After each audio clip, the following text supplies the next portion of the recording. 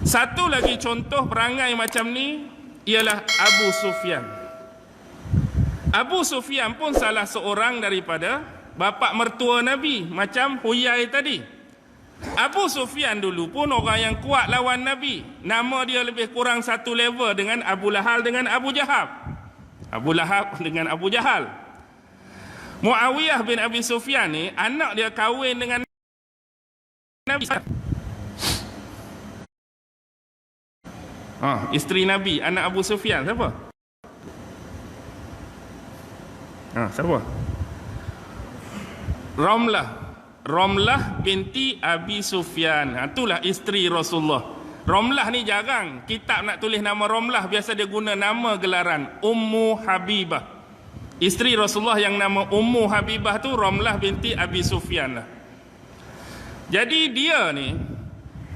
dia tahu Nabi bawa kebenaran, Nabi bawa benda betul, tapi dia menolak dakwah Muhammad kerana apa? Kalau dia terima, dia akan hilang pangkat, dia akan hilang kedudukan, dia akan hilang jawatan, sebab dia orang besar, orang bangsawan, pemuka-pemuka kafir musyrikin Mekah. Ikut Nabi Muhammad bermaksud hilang benda-benda tadi. Jadi kalau ikut Muhammad, dia akan rugi jawatan dia, dia akan rugi pangkat dia, dia akan rugi kekayaan dia, dia akan rugi nama dia. Walaupun dia tahu ikut Nabi Muhammad tu betul ke salah? Betul. Dan dia pun yakin dan percaya ikut Nabi Muhammad tu adalah perkara yang betul. Tak ada orang yang rugi dia ikut kebenaran. Pernah jumpa tak orang tu rugi sebab dia ikut benda betul? Kita jumpa satu orang tu duk pegang kepala. Awak pakcik ni teruk sangat. Allah, pening kepala lah pakcik, stres lah pakcik, tension lah pakcik. Pasal apa pakcik jadi lagu ni? Pakcik jadi lagu ni sebab pakcik ikut benda yang betul. Ada pernah orang buat lagu tu? Kita jadi pening, kita jadi stres sebab ikut benda betul, tak ada. Kalau ikut benda salah, ya. Dia pun tahu ikut benda betul tu baik, ikut benda betul bagus, ikut Rasulullah tu bagus. Tapi kalau ikut Rasulullah, dia akan hilang benda. Dan yang terakhir,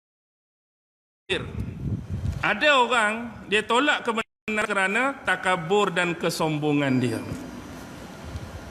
Macam saya cerita tadilah, lebih kurang dia berasa lagi alim, dia berasa lagi mengetahui, lagi terpelajar, lagi cerdas, lagi bijaksana daripada kebenaran yang dibawa datang pada dia.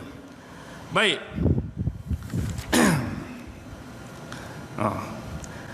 Fama lahum 'anit tazkirati mu'ridin.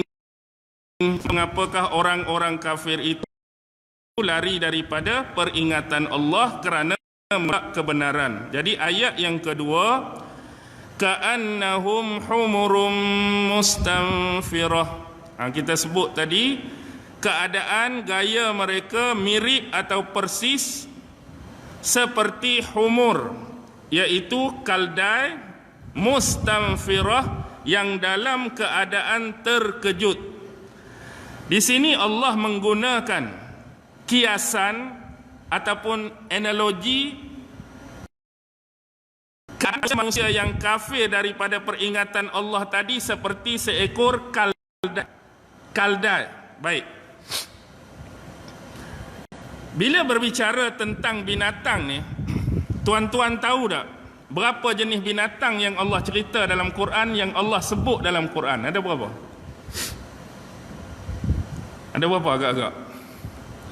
Ulama-ulama menghimpunkan ada 21 jenis binatang Allah sebut dan rakamkan dalam Al-Quran. 21 jenis binatang.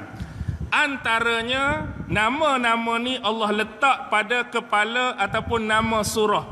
Contoh, ada surah nama macam Al-Baqarah, lembu betina, lembu. Ada An-Nahlu, lebah. Ada An-Namlu, semut. Bahkan dalam surah semut tu banyak cerita pasal apa? Surah semut banyak cerita pasal Nabi Sulaiman. Bila sebut Nabi Sulaiman, pasti ada cerita burung cerita burung hud-hud. Ada surah Al-Ankabut, labah-labah Ada surah Al-Fil, tentera bergajah. Kemudian itu hak kepala surah lah. Kemudian Allah cerita macam ni. Allah sebut himar, kaldai. Allah juga cerita pasal kuda. Allah juga cerita pasal barol. Allah juga cerita pasal anjing. Allah juga cerita pasal babi. Allah juga cerita pasal unta. Allah juga cerita pasal serigala. Allah juga cerita binatang kecil-kecil. Ada nyamuk, ada, dan ada juga binatang-binatang yang Allah cerita ni dalam bentuk hukuman kepada Bani Israel pada zaman Nabi Musa dulu. Antaranya Allah sebut belalang, Allah sebut katak, Allah sebut kutu tu kan. Jadi himpun semua-semua tu ada lebih kurang 21 jenis binatang. Dan salah satunya dalam ayat ni Allah sebut tentang kaldai. Walau bagaimanapun ulama-ulama mengatakan ayat ini bukanlah satu-satunya tempat Allah berbicara mengenai kaldai. Binatang kaldai itu satu je, tapi tempat kaldai ni bukan ayat ni saja. Banyak lagi ayat lain dalam Quran Allah bicara tentang kaldai.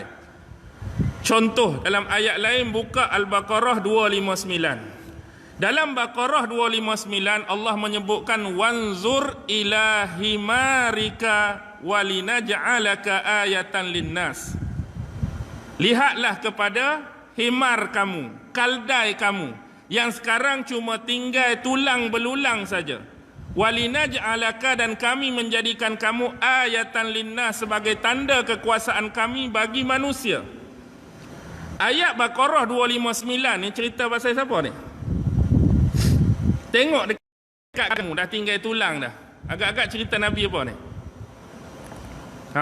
Cerita seorang Nabi yang menaiki kaldai dia melalui satu kawasan yang dimusnahkan oleh Allah. Lalu dia terfikir bagaimanakah Allah nak membangunkan, nak menghidupkan balik tempat yang sudah dirosakkan ini. Jadi cerita dia, Allah tidurkan dia berapa tahun? Berapa tahun? 100 tahun. 100 tahun. Bila dia sedar 100 tahun dia, kaldai dia pun 100 tahun, apa jadi pada kaldai? 100 tahun. Tinggal tulang dah. Kemudian Allah hidupkan balik kaldai itu untuk memberikan keyakinan kepada dia bahawa Allah berkuasa untuk melakukan hal yang sama di akhirat kelak, merujuk hari kiamat. Mematikan, menghidupkan. Itu cerita Nabi apa tu? Cerita Nabi apa? Nabi Allah Uzair. Pernah dengar? Uzair. Dalam kitab Injil, kitab Bible dia sebut Ezra. Kita jumpa Nabi Ezra tu adalah Nabi Uzair. Dia dianggap Tuhan oleh golongan Yahudi, sebagaimana golongan Nasrani menganggap Nabi Allah Isa tu anak Tuhan. Golongan Nasrani Nabi Isa anak Tuhan, Yahudi Nabi inilah, Nabi Uzair ni anak Tuhan. Okey, dia sebut apa? Himar juga kan? Maksudnya kaldai.